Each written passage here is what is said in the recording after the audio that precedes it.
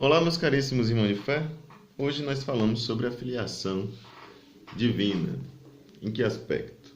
A pergunta que é feita hoje é a seguinte: o que significa dizer que Jesus é o Filho unigênito de Deus, Filho único de Deus? O que nós queremos dizer? O que a teologia quer dizer quando ela usa esta expressão?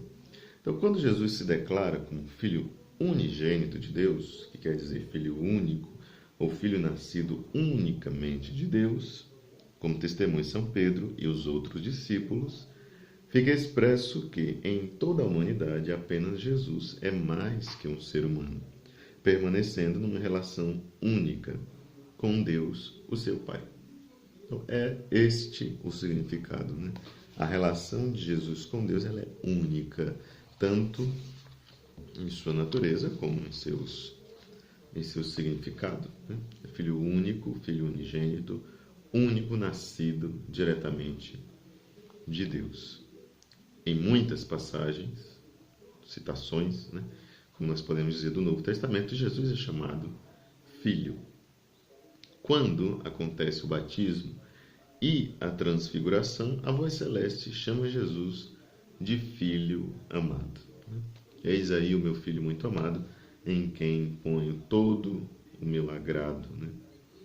Jesus inicia os discípulos na sua relação única com o Pai dos céus, ou seja, faz com que os discípulos entendam esta relação, dizendo: tudo me foi dado por meu Pai. Ninguém conhece o Filho, senão o Pai, ninguém conhece o Pai, senão o Filho e aquele a quem o Filho o quiser revelar.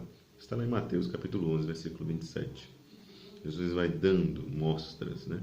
Vai demonstrando como que se dá essa relação filial de sua pessoa com o seu Pai.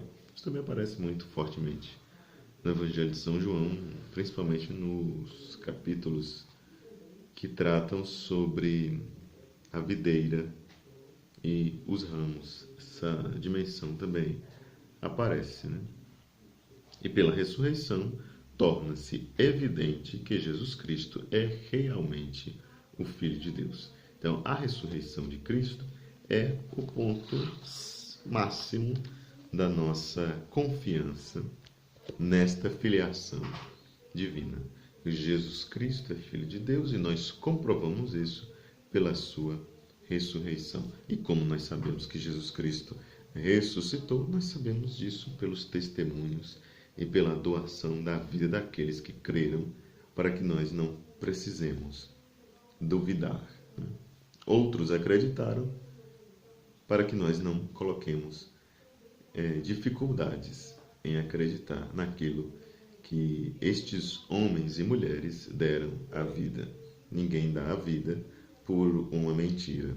Então, se eles acreditaram e se eles foram capazes de superar as dificuldades por causa deste ideal salvífico de Jesus Cristo e do seu mistério pascal, vivendo na sua igreja, né, dando esse testemunho desse mistério que aconteceu aí há 2000 anos da sua ressurreição, nós também somos capazes de fazer a mesma coisa. Isso é o nosso chamado, né?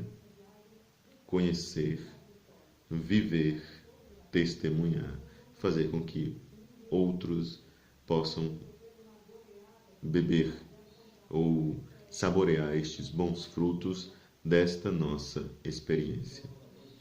Conhecer, viver e transmitir e fazer com que o ciclo continue sempre de uma forma contínua.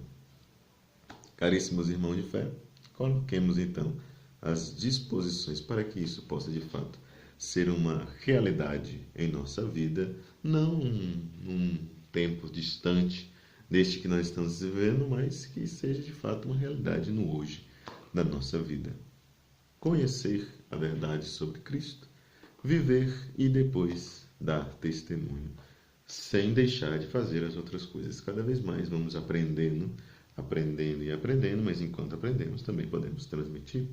Mas pelo fato de transmitirmos, não deixamos de aprender, né? Isso é um ciclo constante, né?